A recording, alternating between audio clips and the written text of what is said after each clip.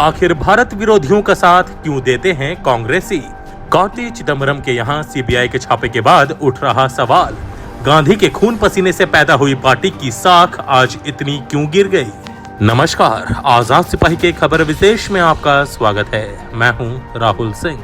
कांग्रेस के वरिष्ठ नेता और पूर्व केंद्रीय मंत्री पी चिदम्बरम के सांसद पुत्र कार्ति चिदम्बरम के खिलाफ आज जो आरोप लगे हैं और इस सिलसिले में उनके यहाँ जो सीबीआई का छापा पड़ा है, उससे पूरे देश में एक सवाल उठ रहा है कि आखिर कांग्रेस के लोगों ने भारत विरोधी ताकतों के प्रति इतनी हमदर्दी क्यों पाल रखी है। कार्ति चिदम्बरम पर चीनी नागरिकों को वीजा दिलाने के लिए 50 लाख रुपए रिश्वत लेने का आरोप है। ये सभी चीन की एक कंपनी के कामगार थे। वह अकेले कांग्रेसी नहीं हैं जिन पर चीनी कंपनी की मदद करने का आरोप लगा है। उनसे पहले नवजोत सिंह सिद्धू और डीके शिव कुमार पर भी भारत विरोधी ताकतों के साथ दोस्ती करने के आरोप लग चुके हैं। कन्हैया कुमार और जिग्नेश मेवाड़ी तो खैर उसी राजनीतिक स्कूल से कांग्रेस में आए हैं जहां भारत को कमजोर करने की शिक्षा मिलती है।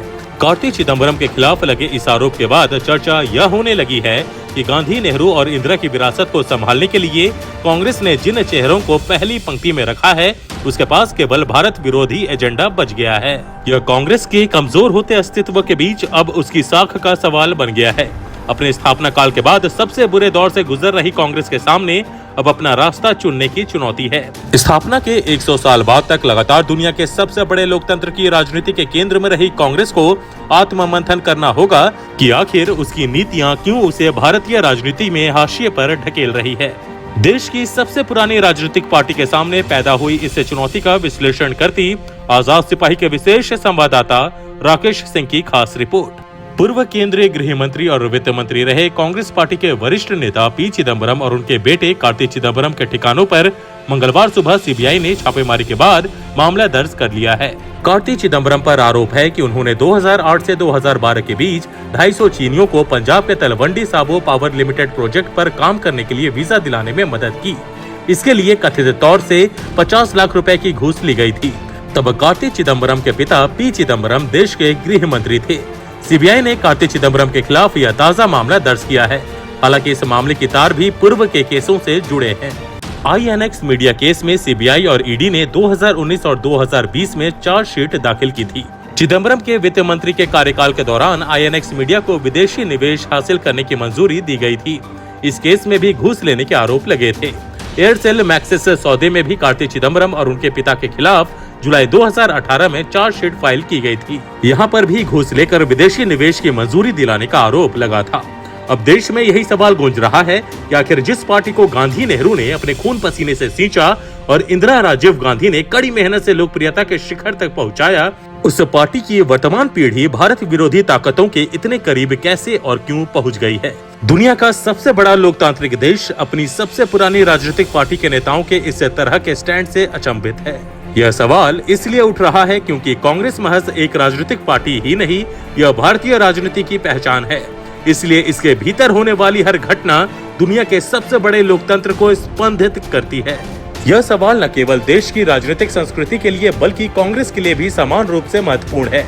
यह सवाल है कि जिससे कांग्रेस को गांधी जी, पंडित जवाहरलाल नेहरू, इंदिरा गांधी, के कामराज और सोनिया गांधी सरीखे नेताओं ने सजाया संवारा, क्या उस विरासत को भारत विरोधी ताकतों का साथ देने वाले नेता आगे ले जाएंगे? इन नेताओं में राहुल गांधी और कार्ति चिदम्बरम तो हैं ही, नवजोत सिंह सिद्धू, कन्हैया कुमार और जिग्नेश मेवाड़ी भी है, जो अब पार्टी के नीति नियंता बनाने की दिशा में लगातार आगे बढ़ रहे हैं। ये नेता कहने के लिए युवा तो हैं, लेकिन इनकी स्वीकार्यता कांग्रेस के उन स्वनामधेय शख्सियतों के मुकाबले कितनी है, यह अभी देखना बाकी है। यह सच है कि कांग्रेस ने स्वाधीनता संग्राम जैसा संगठनात्मक ढांचा खड़ा करने में गंभीरता से काम नहीं किया। आतंकवाद, कश्मीर, धारा 370, एनआरसी, 3 तलाक या राम मंदिर जैसे मुद्दे पर पार्टी ने दो टुक रास्ता अख्तियार नहीं किया। नरम हिंदुत्व और अल्पसंख्यक तुष्टीकरण के बीच हिचकोले खा रही कांग्रेस न तो अपने परंपरागत हिंदू वोट को सहेज पाई और न मुस्लिम वोटरों को सपा और अन्य क्षेत्रीय दलों की झोली में जाने से रोक पाई। वैसे कहने वाले तो यह भी कह रहे हैं कि 100 साल में तो बड़ी बड़ी इमारतें भी जर्जर हो जाती हैं, किले भी ढह जाते हैं, फिर कांग्रेस तो 135 साल पुरानी पार्टी है। इसमें दरारें आना कोई आश्चर्य की बात नहीं है। साल 2019 के संसदीय चुनाव में शर्मनाक पराजय और फिर राहुल गांधी के अध्यक्ष पद छोड़ने के बाद दुविधा में फंसी पार्टी ने जब कई दिनों की कश्मकश के बाद आखिर एक बार फिर अपनी पतवार सोनिया गांधी के अनुभवी और बूढ़े हाथों में सौंपी, तब ऐसा लगा कि पार्टी अपनी लीक पर लौट आएगी।